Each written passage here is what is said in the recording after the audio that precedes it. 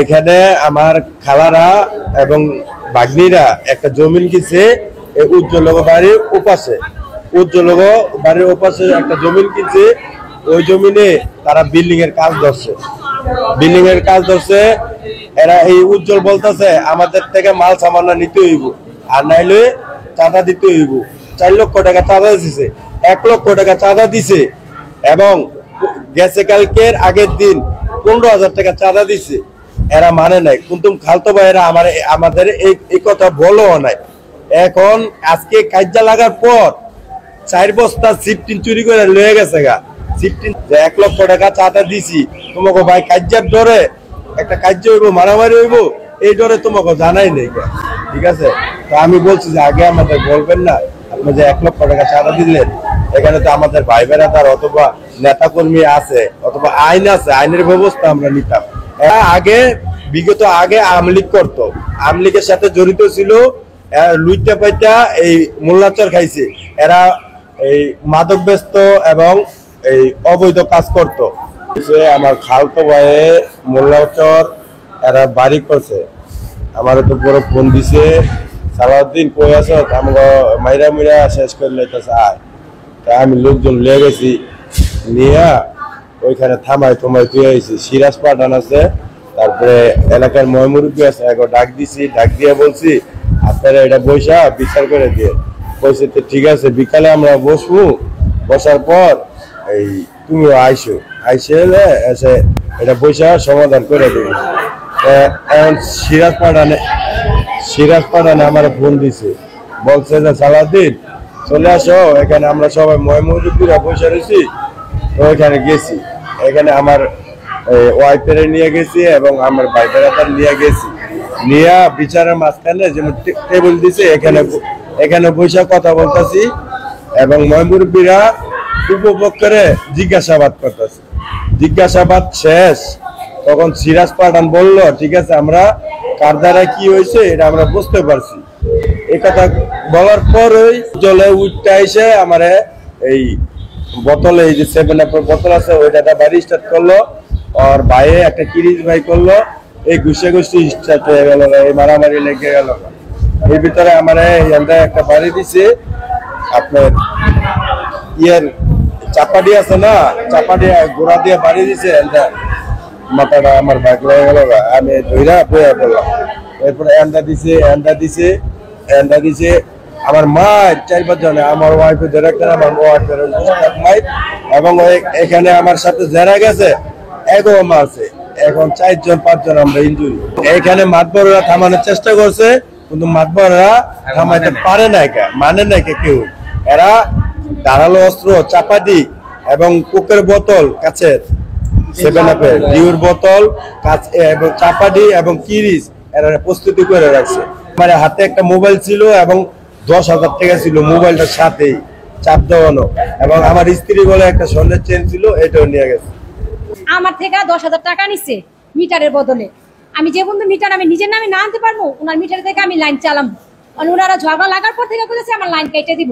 তবে আমার ছোট ছোট 3টা বাচ্চা, ওইটা নিয়ে তো আমার থাকা সম্ভব না গরমের ভিতরে। আমি বিচারে গেছি কথাটা বলার জন্য, এর ভিতরে আমার মাইল দূর করছে। এই দেখেন ডাসা দিয়া কোনো কিছু নাই, উজ্জ্বল গেসু, ওরা 4 ভাই। আমি তো কেউ নাম জানি না, আমি 2 জনের নাম জানি।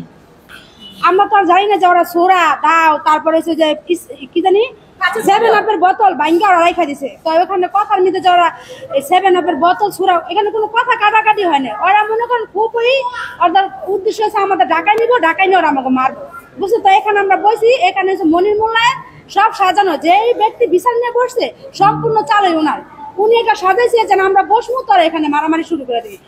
উনির সামনে যে মারামারিটা করলো, ওনার তো উচিত ছিল যে না, তুমি আমি 5 জনের একজন, তোমরা বসো, আমি দেখতেছি। সে এটা বলে না, সে ওনার সামনে যে লোক উজ্জ্বল কুইতায় করতেছে মারতে বারবার, সে বলে তুই চুপ থাক, তুই পরে আমি ধাক্কা দিচ্ছি, আমি কাপড়ে পুরুষ, এমন বারবার গায়ের উপরে হাত দিয়ে। উনি কি করছে, আমার ধাক্কা লাগাই দিচ্ছে, ধাক্কা দিয়ে বসা দিচ্ছে। ফিরে কি করলো, একটা ডাসা নিল, ডাসা নিয়ে আমার মাথার আমি একটা বাড়ি লাগাইছে। বাড়ি দেওয়ার পরে আমি পড়ে গেছি।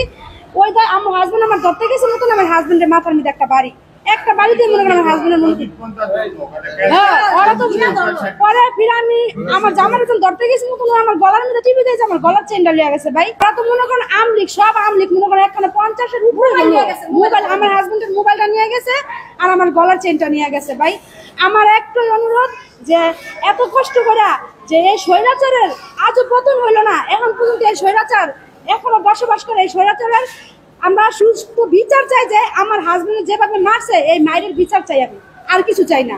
আমলিকের এখনো কেন পতন হইলো না। আর আমার বাসায় গিয়েছে, আমি একজন বৈষম্য বিরোধী ছাত্র আন্দোলনের, তো বাসায় গিয়ে ওনারা বলতেছে যে বিকেলে নাকি বলে তাদের পাইপ তারপর আরো জিনিসপত্র নিয়ে গেছে গা।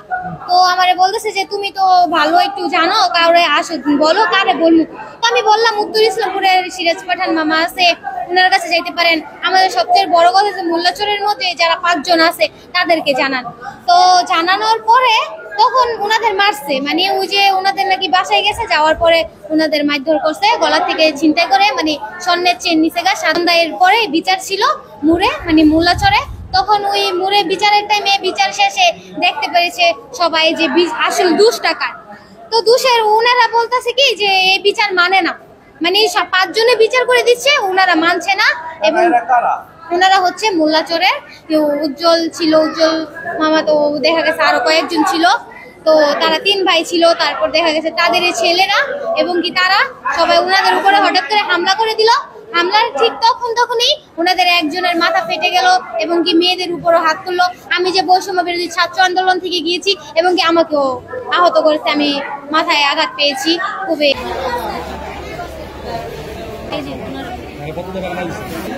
দেখি এদিকে এটা ওরা ওই যে যারা মার খেয়েছে এরা যে জিজ্ঞাসা করছে যে আমাদের বস্তা 2টা নিয়ে আসছেন নি আপনারা 16, এই নিয়ে জিজ্ঞেস লোকেন মাইর করছে। মাইর করার পর ওই এলাকার লোকজন মিল্লা ইসলামপুরের থেকে বিপি মহিউদ্দিন আমাকে বললো যে ভাই এই ব্যাপার আপনি আত্মীয় স্বজন গেছিলাম লাগছে, আপনারা যাই এটা মিট করে দিয়ে। আমি ইসলামপুরে বিপি মহিউদ্দিনের কথা শুনি না মোল্লাপাড়া বিচারে যাইয়া তারপর বসার পরে কিছুক্ষণ পরে ওরা মদ পানি খাইয়া নেশা আসক্ত হইয়া চতুর্দিকে প্ল্যান করিয়া উজ্জ্বলের নেতৃত্বে এই আতঙ্কিত হামলা মানুষের ক্ষয়ক্ষতি করছে। অসুস্থ হাসপাতাল ভর্তি হইতে আইছে, চিকিৎসাধীন অবস্থায় আছে। এটার দৃষ্টান্তমূলক ব্যবস্থা নেওয়া উচিত। এমন করছে দেশীয় অস্ত্র নিয়ে আমাদের আমরা তো আর মারামারি করতে